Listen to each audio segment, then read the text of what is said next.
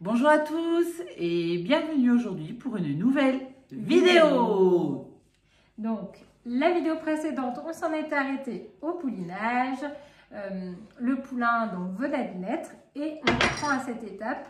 On avait un tout petit peu parlé de la délivrance, mais vous allez voir, on en redira un tout petit mot rapide tout de suite. Je vous rappelle que cette vidéo, c'est la suite de toute la série. On est parti de est-ce qu'on met sa jument à la repro, qu'est-ce qu'il faut préparer avant de la mettre à la repro, l'insémination, la gestation, le poulinage. Et là, on est post-poulinage. Plus spécifiquement, les soins qu'on va apporter, enfin ce qu'il faut vérifier lorsque votre poulain vient de sortir, vient de naître, et éventuellement les soins qu'on peut prodiguer à la mère ou poulain. Et on va survoler éventuellement quelques pathologies sans rentrer dans le détail, bien entendu. Oui, c'est Thibaut qui fait mon clicher, chien qui fait mi mi mi. Voilà, donc c'est parti.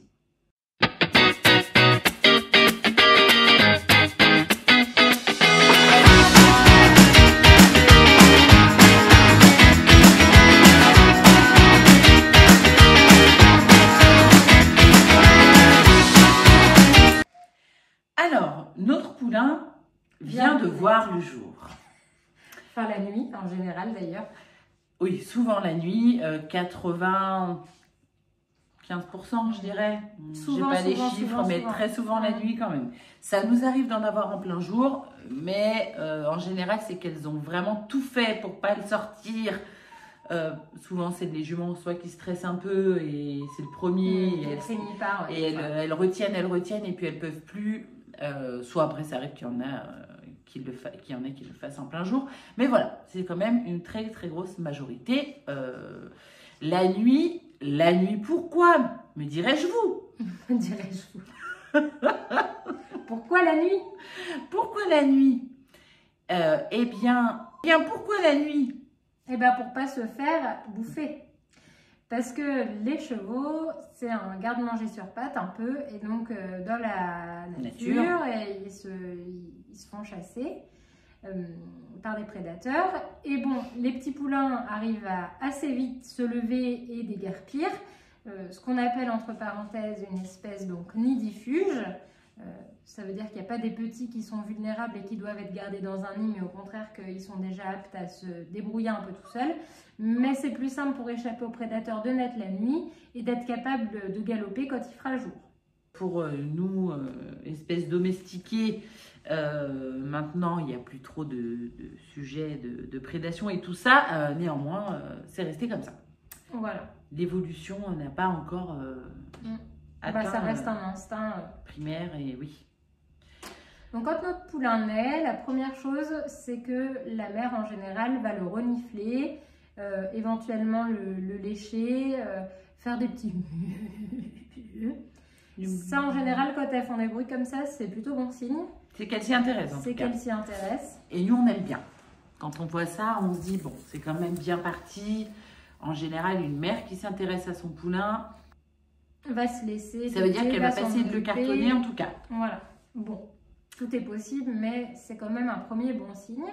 Et il y a une hormone, donc l'ocytocine, qui va être sécrétée par la mère, et par le poulain aussi d'ailleurs, qui va stimuler l'attachement entre les deux, mais aussi la lactation et les contractions utérines qui vont permettre d'évacuer le placenta. Donc ça, c'est la première étape. Donc on avait un petit peu parlé de la délivrance déjà la dernière fois. Donc il faut vérifier qu'elle soit évacuée dans les 6 heures, qu'elle soit complète, donc en forme de F. Voilà, parce qu'il y a une branche du F pour chaque corne utérine. Que l'aspect soit normal, dans tous les cas, si vous n'avez pas l'habitude, il faut faire vérifier ça par un vétérinaire ou par un éleveur confirmé. Voilà, donc dans la chronologie, on va dire, le poulain naît.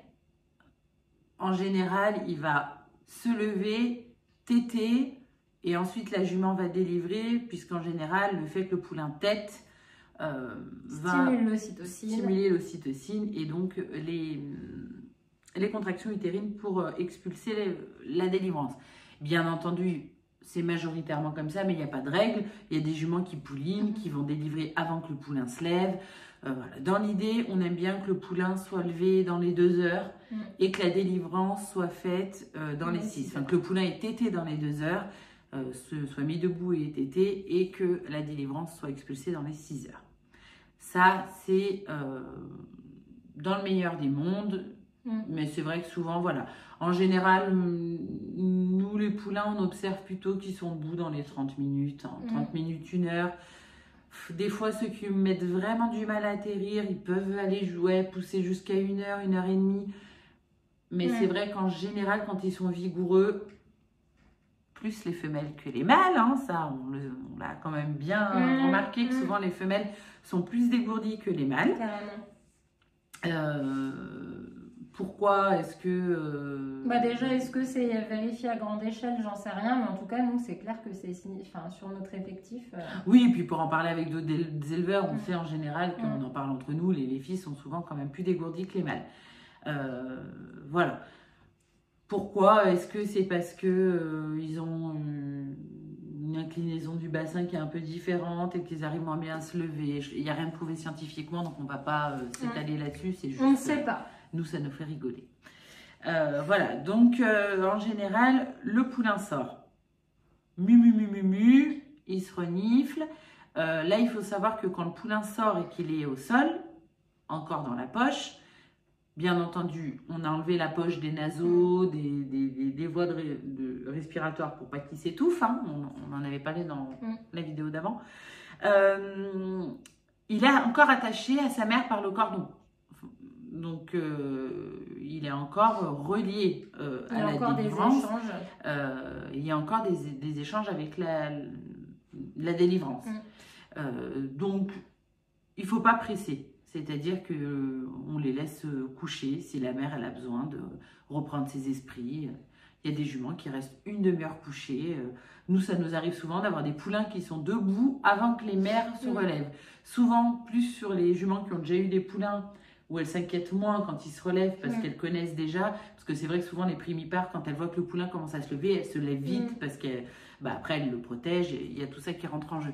Mais en général, voilà, c'est vrai que sur des juments qui ont déjà eu des poulains ou des juments très fatigués, très éprouvés par le poulinage, ce qui arrive aussi, sans que ça se passe forcément mal, mais ça les épuise quand même. Hein. Voilà, on remarque souvent qu'elles restent longtemps couchées derrière. Et moi, j'ai pu remarquer, alors je ne sais pas si ça a été prouvé ou quoi, mais moi, j'ai pu remarquer que ça saignait beaucoup moins à la rupture du cordon quand elle restait, quand on rompait pas tout de suite le cordon, parce que forcément, l'échange a le temps de finir de se faire, entre guillemets. Et, je pense que c'est surtout si c'est étiré doucement, mais... moi, je trouve pas que ça saigne forcément plus. Moi, j'ai remarqué que vraiment, quand tu vois, elle se lève tout de suite, et là, quand ça rompt le cordon, et tu as vraiment du sang. Enfin, c'est le reste. Le retour veiné, là. Ouais, mais bon, après, encore une fois, voilà. En tout cas, le fait est que c'est bien de leur laisser prendre leur temps, je trouve. Faut pas que ça dure 1000 ans, mais... En général... ce qui peut faire qu'il met un peu de temps à se lever. Souvent, il est un peu chancelant. Déjà, il fait un peu de ils sont un petit peu brassés. Hein. Des fois, ils peuvent être en légère hypoglycémie. Ils peuvent s'être fait un petit peu secouer par le poulinage. Des fois, ils ont un peu bu la tasse. Ça peut être des facteurs qui font qu'ils mettent un peu de temps à atterrir. Et puis après, il peut y avoir aussi des questions morphologiques qui peuvent faire que c'est plus ou moins facile pour eux de se mettre debout, notamment s'il y a des déviations angulaires, donc des membres avec des angles anormaux au niveau des genoux, enfin des carpes, l'équivalent de nos poignets, mais qui sont leurs genoux devant, ou des boulets, ou au niveau des jarrets aussi, des fois ils sont tout de travers parce qu'ils avaient une mauvaise position in utero, et du coup ils galèrent un peu à se mettre debout. Donc des fois ceux-là, il faut un peu les assister. Et aussi quand ils ont des très grandes pattes. Aussi quand ils ont des très grandes pattes des fois. Et puis il y a des syndromes qu'on appelle du demi-fall, donc demi au sens pas une moitié mais neuneux un peu, et ça c'est des poulains dont on suppose qu'il y a eu un problème d'oxygénation au moment du poulinage. On ne sait pas exactement la cause de ce syndrome-là. En tout cas, ce qu'on sait, c'est qu'ils sont un peu lents au démarrage. Et ce qui peut des fois aider, c'est de faire un Madigan squeeze. Donc de remimer comme un poulinage en les encerclant avec des cordes. C'est une technique spécifique. Ouais, qui pour le coup a montré une efficacité de façon scientifique. Donc on leur refait une pression au niveau du thorax qui mime ce qu'il y a eu au moment du poulinage et des fois ça les aide à démarrer. Voilà. À redémarrer. À redémarrer. Voilà. Après, il faut savoir qu'un poulain un poulain qui ne nous alerte pas une fois qu'il est sorti, c'est qu'il est vivant et qu'il ne tombe pas comme ça. Enfin, il est plus ou moins comme ça en vache, quoi, ou couché. Je mettrai des images. Voilà, un peu chancelant. Ils sortent leur petite tête comme ça, ils regardent un peu tout avec leur corps tout mouillé, leurs les yeux ouverts. Mais voilà, on voit qu'il y a une respiration, on voit a priori en tout cas en bonne santé. Des fois ils font oui, des fois il y en a qui appellent direct, c'est trop mignon. Là j'ai déjà eu une pouliche, elle était même pas encore sortie en entier, elle avait juste passé les antérieurs et la tête et elle venait de percer la poche et elle a déjà émis quoi. Bah, comme les enfants, je crois que t'en as qui crient, ouais. Trop mignon. Bon, voilà. La mère, c'est pareil. Moi, je vérifie systématiquement tout de suite, une fois qu'elle a pouliné la vulve. C'est vrai qu'en général, quand on a l'habitude, même si elle a délivrance, on arrive quand même à se rendre compte s'il y a une grosse déchirure. Et puis sinon, on revérifie tout le temps une fois que la délivrance est tombée, puisque ça écarte quand même pas mal la vulve, la délivrance.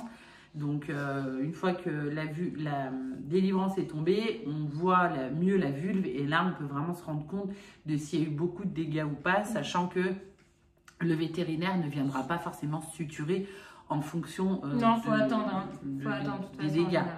Voilà, s'il y a des gros dégâts, comme on a eu l'année dernière, on a suturé tout de suite parce que vraiment c'était la cata. Mais sur des petites déchirures, des fois on laisse même se cicatriser tout seul. Donc, et on vérifie aussi qu'il n'y ait pas d'hémorragie. Il y a un peu de sang, c'est normal, mais il ne doit pas y avoir un robinet ouvert de sang en continu. Voilà, s'il y a un ou deux petits filets au moment du poulinage, c'est normal, mais après, il y a des pertes, mais c'est pas l'hémorragie, quoi. Sinon, ça peut être une rupture de l'artère utérine. Et là, malheureusement, je ne sais pas s'il y a grand-chose à faire. Clamper l'artère, mais bon, c'est pas évident. Ouais. Oui, mais sur le terrain, il faut être hyper réactif, quoi. Ouais, même comme ça, c'est pas évident. Après, c'est pas forcément la grosse artère utérine, il peut y avoir des plus petits vaisseaux qui saignent, donc en tout cas, si ça saigne, il faut appeler un vétérinaire et aller regarder ça. Donc, après, ça arrive souvent qu'il y ait du sang parce que pendant le poulinage, quand même, les muqueuses se font un peu ravager. Donc, les juments ont tout le temps du sang. Enfin, je veux dire, c'est rare qu'on ait un poulinage sans sang, mais c'est vraiment du sang voilà, dilué un peu. Oui, dilué, puis un peu arraché parce que ça a arraché la muqueuse. Donc, ça saigne comme si vous mordez très très fort la joue interne. J'allais dire la gencive, mais non, c'est une joue, ça. Ouais, c'est une gencive. Voilà. Je suis un peu fatiguée aujourd'hui, mais faut pas m'en vouloir. J'ai pas eu mon quota de sommeil. Donc, soit la mère va se lever, soit le poulain se lève. En tout cas, à un moment donné, un des deux se lève, ça rend le cordon, ça l'étire. Donc, en principe, comme ça se rompt sur un étirement, il n'y a pas de saignement. Si jamais il y a un saignement, on avait déjà un petit peu parlé la semaine dernière, il faut clamper le bout qui saigne. L'année dernière, ça nous est arrivé, on a eu une petite pouliche qui a bien saigné. Ouais. Ah ça saigne bien, par contre, si ça saigne. Donc, il faut vraiment faire quelque chose. Ça saigne du cordon, du poulain. C'est vraiment, c'est pas le cordon qui a été... non, ça c'est normal, il y a le sang qui était à l'intérieur. Voilà, mais c'est vraiment le cordon du poulain qui va saigner beaucoup et là, on clampe pour stopper ça, quoi. Voilà. Donc, notre petit poulain se lève, le cordon est rompu, la maman l'accepte. On parle du principe dans ces vidéos que tout se passe bien. Que tout se passe normalement, parce qu'on fera des vidéos sur les pathologies de façon un peu plus détaillée, mais si on fait tout de suite la pathologie, on ne s'en sort pas. Ça prend beaucoup trop de temps. Ça prend beaucoup trop de temps et c'est pas assez clair, je pense. Donc le poulain, maintenant, prochaine étape, va essayer de téter. Voilà, et ça, C'est parfois laborieux. C'est parfois laborieux. Le poulain, forcément, lui, c'est sa première fois. Hein. Sur les juments qui ont déjà eu des poulains, elles connaissent le job. Donc souvent, elles les aident un peu. Voilà, les aident. Elles vont soit lever la patte, soit se tourner, soit attendre. Les pousser un peu comme ça. Soit attendre gentiment, les motiver en leur léchant les fesses et en les poussant un peu. Des fois, les primipares, elles comprennent pas tout. Déjà, elles ont mal. Elles ont mal au néné, les mamelles, elles sont toutes gonflées, donc elles sont œdématées, quoi, donc ça fait mal. Il y en a qui ont un peu peur du poulain qui va vers leur ventre, ça leur fait... Oui, en plus, il y en a qui... rappelle à Scott au début. qui couinent. Voilà, bon, ça, c'est normal. Pour celles qui n'ont jamais eu de poulain, il faut qu'elles apprennent. Donc, en général, on laisse faire. La nature, ça finit toujours par se faire. Quand nous, on voit que ça tarde trop, soit si la mère est gentille et qu'elle ne bouge pas, et ben on va prendre le poulain pour au moins le mettre dans le bon sens et puis l'orienter gentiment vers la mamelle jusqu'à qu'il trouve. Soit, si vraiment on a une mère, souvent ce qui arrive, c'est que les mères, elles tournent. Les primipares, elles tournent. Le poulain, enfin, il arrive à être vers la source. Et elle bouge, donc il faut tout recommencer du début. Voilà. Et une fois qu'ils ont tété une fois, il y a déjà un premier truc de fait. Donc souvent, ce qui se passe, c'est que les poulains, ils font leur réflexe de succion, là, ils têtent un peu n'importe où au début. Hein. Voilà, ils têtent souvent, le mur, entre les antérieurs, c'est un stade, je ne sais pas pourquoi, il faut qu'ils passent par là pour comprendre que c'est pas derrière, mais voilà. Ils cherchent partout, mais vraiment, nous, on en a à peine né, des fois, qui essayent de téter les murs, quoi. Et puis après, ils arrivent vers la mamelle, forcément, sous l'impulsion de l'ocytocine. Il y a du lait, des sécrétions mammaires qui sortent, en tout cas. Donc, il y a une odeur. Et puis, des fois, ça leur goûte un peu sur le nez. Donc, ils sont attirés. Et là, quand ils commencent à comprendre que c'est par là que ça se passe, déjà, c'est une première étape. Mais après, il faut encore qu'ils arrivent à choper le trayon. Et il y a des juments qui ont des trayons faciles. Et il y en a d'autres, elles ont un énorme pis avec un tout petit trayon. Et là, c'est dur. Et là, c'est la galère, parce qu'il faut qu'ils arrivent à choper la toute petite tétine, quoi. Et après, une fois qu'ils ont réussi une fois, ils ont ça détend le trayon aussi, et le trayon change de forme. Et souvent, les premières tétées, ils vont toujours téter le même côté, avant de comprendre que y a pareil, ça met un certain temps pour réussir à faire l'exercice en sens inverse, quoi. Puis quand ils se penchent, ils se cassent un peu la binette. Enfin bon, c'est un délire, quoi. Après, si... c'est vrai que des fois, tu te dis... ils sont bébêtes.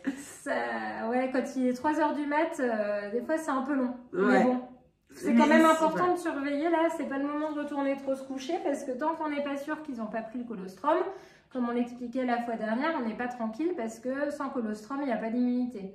Donc, si au pire des cas, on voit que ça traîne trop, des fois, ça arrive qu'on traite un peu la jument, qu'on prenne un bon colostrum qu'on a de côté et qu'on fasse un premier biberon pour être sûr au moins qu'il ait eu son colostrum. S'il y a eu un biberon de donné, c'est pas ça qui va empêcher le poulain d'aller téter après. Hein.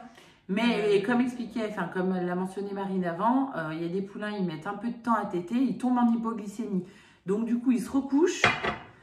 Et ils ont plus trop la force de se relever pour aller téter. Donc, quand on voit qu'ils s'épuisent en fait et qu'ils perdent comme ça de la force, on va traire la mère, on va donner le biberon et en général, ça leur donne un petit boost. Et là, hop, ils se relèvent et après, ça le fait. Donc, si on voit que ça patine trop dans la semoule, s'ils cherchent, c'est pas un problème. Mais voilà, quand ils ont lâché le dossier, qu'ils se couchent et qu'on a l'impression qu'ils sont somnolents, ouais. Surtout si ça fait déjà une bonne heure qu'ils essayent, que ça traîne, il faut mieux traire, être sûr qu'ils aient pris le colostrum comme il faut, être sûr qu'ils aient eu un petit peu d'énergie et après s'ils se lèvent que plus tard, c'est pas bien grave, mais au moins ils ont eu il faut qu'ils aient le colostrum. En général, il faut compter 2 bonnes heures une fois que la jument a pouliné. Pour que tout ça se fasse, 2 voire 3 heures des fois, donc c'est pas la jument pouline et chouette on va dormir, c'est derrière, le plus long n'est jamais le poulinage, c'est vraiment tout ce qu'il va avoir derrière pour aller se coucher et se dire ok, il a tété, la jument elle a fait sa délivrance, tout se passe bien, je peux les laisser. Voilà, donc autre chose, on parle toujours du colostrum pour les anticorps. Bon, là, on vous a dit aussi pour la glycémie, c'était important, mais aussi, ça a des propriétés laxatives qui sont importantes pour que le poulain puisse émettre son premier crottin, qu'on appelle le méconium. Et c'est quand même vraiment important de surveiller parce qu'un poulain qui fait une rétention de méconium va faire des signes d'inconfort, de colique. Il va pas téter, du coup, il va être pas bien du tout. Et donc, c'est une autre raison pour laquelle il faut bien qu'il prenne son colostrum rapidement. Donc ça, c'est bien à vérifier aussi. Nous, en général, on met souvent des petits microlax bébés. Pour aider l'émission du méconium, du premier protein, qui est un peu collant. Dans les choses qui est très noir ouais. et très collant, ce premier quéquin. Alors d'ailleurs... noir orangé après, c'est ça. Ouais. Et des fois, ils font un peu de méconium, mais il y a quand même une rétention de méconium parce qu'ils n'ont pas tout fait. Donc, il faut bien surveiller plusieurs fois par jour au début que le poulain fasse des crottes. Alors souvent, ils se mettent un peu en position... on les voit forcer. Voilà. Des fois, on les aide un peu manuellement. Quand on voit que c'est vraiment bloqué et que le microlax ne suffit pas, on met un petit gant et on va... les aider un peu à évacuer ça. Bon, sur le coup, ils n'aiment pas bien, mais après, ça les soulage. Voilà, donc très important de surveiller également ça et l'urine aussi. Hein. Vérifier que votre poulain urine. Alors, quand c'est une femelle, en général, il y a moins de ce problème-là. Mais les mâles, bien regarder s'il fait bien pipi par la verge, pas par le cordon. Parce que sinon, ça, c'est encore une autre pathologie qui peut arriver. Donc, bien vérifier qu'il fasse pipi par le bon trou, tout simplement. Et quand il tète, que ça ne ressort pas par le nez, qu'il n'y ait pas de ce qu'on appelle de fente palatine. Donc, c'est-à-dire que le palais a une fente, hein, et le lait va ressortir par les naseaux, finalement. Donc, les anomalies principales qu'on peut voir tout de suite, c'est ça. Fente palatine, un problème avec le nombril, donc soit une hémorragie, soit qu'il fasse pipi par le nombril, soit une hernie ombilicale. Ou alors des aplombs très déformés. D'ailleurs, on n'a pas dit, mais au bout des pieds, quand ils naissent, il y a des espèces de petites membranes. Qui s'appelle l'éponychium, et ça c'est tout à fait normal, hein. Donc les sabots, c'est pas tout de suite des sabots durs. C'est fait pour pas abîmer les voies génitales, donc ça par contre faut pas être étonné si vous voyez ça. Ça tombe tout seul lorsque le poulain va se mettre à marcher, dans les 24 heures ça tombe. Il y en a qui en ont énormément, il y en a d'autres qui en ont peu, mais on a pas mal de vidéos sur, on a fait déjà des vidéos là-dessus, on mettra des images. Hein. Oui. Et d'ailleurs, je pensais aussi, on n'a pas parlé de l'hypomane. Donc, petit complément par rapport au poulinage, quand il y a les annexes fétales, enfin quand il y a le poulinage et qu'on retrouve après les annexes fétales, des fois, une espèce de steak. Un foie, ça forme un foie, ouais.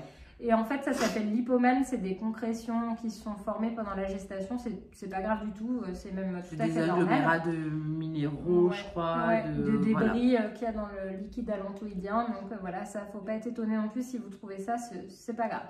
Ça ressemble à une petite éponge un peu. Ouais, c'est vraiment un truc qui se tient bien, mais bon, quoi, les couleurs... on doit en avoir aussi des vidéos, on vous en mettra.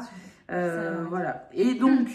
On va rebondir sur ça, une fois qu'on a vérifié que le poulain n'avait pas de malformation particulière, la délivrance. Donc, votre jument va représenter des signes d'inconfort au moment de délivrer, puisqu'elle a des contractions pour expulser tout ça. Il y a des juments qui restent debout, il y a des juments qui se recouchent. Derrière, parce qu'elles ont quand même un peu mal, ça fait mal, hein, c'est des contractions. Et puis bon, en général, ça sort d'un coup. Moi, personnellement, ce que je fais, je crois que Marine le fait aussi, c'est que nous, on accroche un poids à la poche. Il ne faut surtout pas tirer dessus. C'est interdit. On met un poids constant. Déjà, soit du sable, il y en a qui mettent une bouteille d'eau accrochée, donc ça dépend. Moi, je mets du sable personnellement. Et en fait, ça fait un poids constant qui va juste simplement éviter que avec ça la gravité, voilà. D'abord, quand vous avez une partie de la délivrance qui pend derrière la jument, moi ce que je fais, c'est que je fais un nœud avec tout. Déjà pour pas qu'elle marche dessus. Alors il faut faire plusieurs nœuds parce que c'est gluant et ça tient pas. Donc il faut vraiment... faut attacher le bazar. Déjà parce que le nœud en soi, ça fait un peu un poids. Et ça évite qu'elle marche dessus. Et ça évite qu'elle marche et qu'elle le déchire, parce que le problème, c'est que si tout se déchire au niveau de la vulve, bah, ça va pas faire cet effet de traction par gravité naturelle. Et ça risque de fausser par la suite le fait... pas délivrer. Et de fausser on va peut-être penser qu'elle n'est pas entière, et alors en plus, elle était entière. Donc voilà, une fois que la délivrance est tombée, on vérifie qu'elle est entière et on l'enlève. Parce que de toute façon, pour vérifier qu'elle est entière, nous en général, ce qu'on fait, c'est qu'on prend la délivrance, on la met dans un seau, on sort du box, parce que déjà, des fois, vous avez la mère qui est là et essaie de bouffer la délivrance. Donc voilà, on sort et on la déplie complètement à la lumière pour voir qu'il n'y a pas d'anomalie sur cette poche, qu'il n'y ait pas il y a un côté qui est tout lisse et un côté qui est comme du velours rouge. Donc ça, c'est normal. Et normalement, à part à l'endroit où le poulain est sorti, il ne doit pas y avoir de trou. Et on voit donc les deux cornes avec au bout une petite zone sur laquelle, en l'occurrence, ça fait comme une petite étoile blanche et il n'y a pas de velours rouge. Voilà. C'est là où c'était... C'était le bout du truc. Donc, on a vérifié que notre délivrance était entière. Notre poulain s'est mis debout. Il a tété. Voilà. Il a fait son méconium. Alors, il y a beaucoup de poulains quand même, surtout chez les grands poulains, qui naissent un peu laxes. Alors, il y a un peu laxe et complètement laxe. Ça, après, c'est carrément une pathologie. Mais souvent, voilà, on en a qui vont naître un peu laxe et ça va se redresser dans les 48, 72 premières heures. Et à contrario, il y en a qui vont naître un peu contracturés. Donc, ils vont plutôt marcher sur l'inverse du sabot, sur le devant. Ça, c'est un peu plus embêtant que l'axe parce qu'il faut venir détendre un peu le pied. Donc, voilà, il y a des petites pathologies comme ça qui ne sont pas graves, mais qui nécessitent quand même la venue d'un veto. Qui ne sont pas graves si on les prend tout de suite. Voilà. En fait, on fait toujours un check-up en marine et veto, donc voilà. Sinon, on fait systématiquement un petit check-up veto sur tous les poulains pour être sûr qu'il n'y ait pas de hernie. Oui, alors d'ailleurs, le veto, si vous avez fait le poulinage à la maison, il ne va pas venir au milieu de la nuit. Ça, c'est le boulot de l'éleveur de vérifier que tout aille bien et s'il n'y a pas de problème.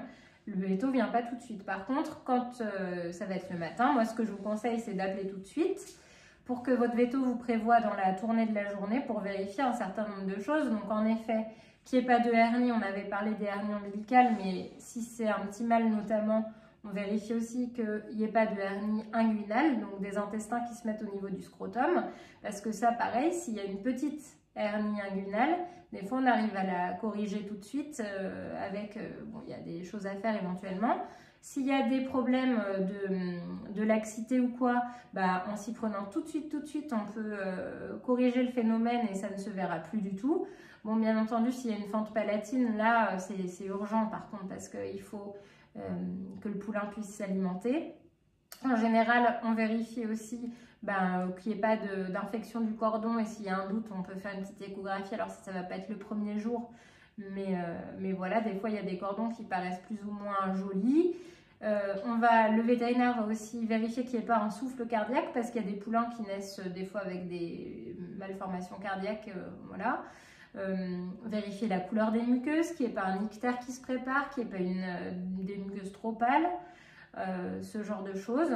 Faire les sérums. Faire les sérums trivalents et antitétaniques qui vont protéger le poulain.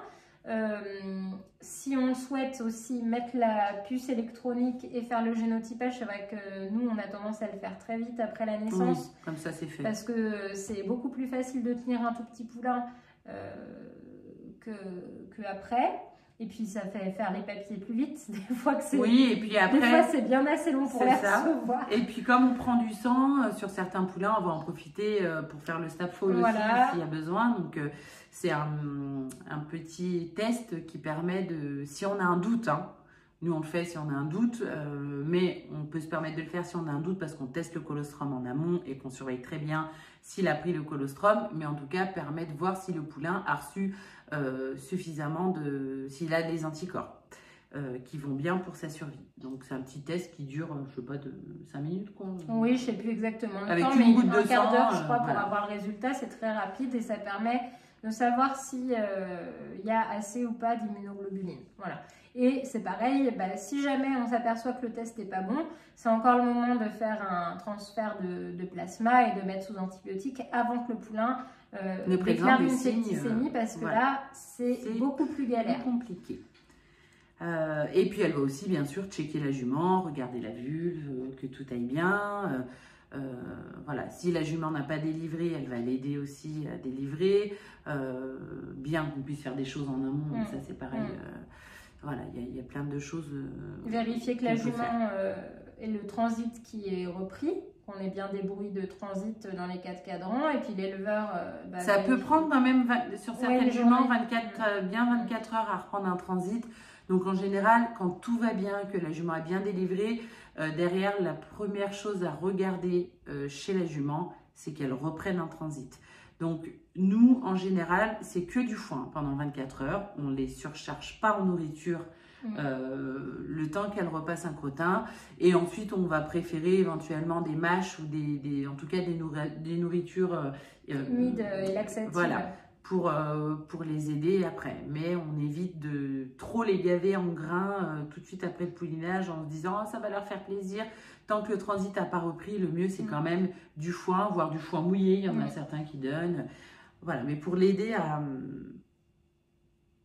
reprendre un transit. On vérifie que les crottins, qu'il y ait bien des crottins régulièrement et que les crottins soient un peu humides. Si c'est sec, archi sec, effectivement, il vaut mieux faire des mâches ou des soupes. Ou du foin mouillé. En tout cas, il faut donner à manger quand même, parce que pour que le transit se fasse, il ne faut pas les laisser à jeun, mais il faut donner des choses qui se digèrent bien, entre guillemets, et qui vont apporter de la fibre et de l'eau. Voilà. Je crois que globalement, on a fait à peu près le tour de tout ce qui se passe après le poulinage. Donc, petite conclusion, on vérifie que le poulain tète bien. Qui se lève, qu'il n'y ait pas d'anomalie flagrante. Que la mère aille bien. Que la mère aille bien, qu'elle ne se soit pas déchirée la vulve, qu'elle délivre bien. Et on appelle le vétérinaire dès le lendemain matin. Voilà, que le bébé fasse son méconium. Et voilà, c'est déjà pas mal. On fera une petite vidéo courte sur la trousse de poulinage, on nous l'a demandé.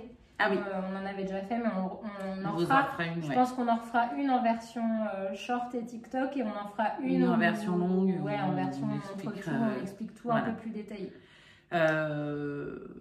Voilà pour cette semaine. De toute façon, vous allez avoir des images, et puis si vous avez des questions, n'hésitez pas à les poser en commentaire.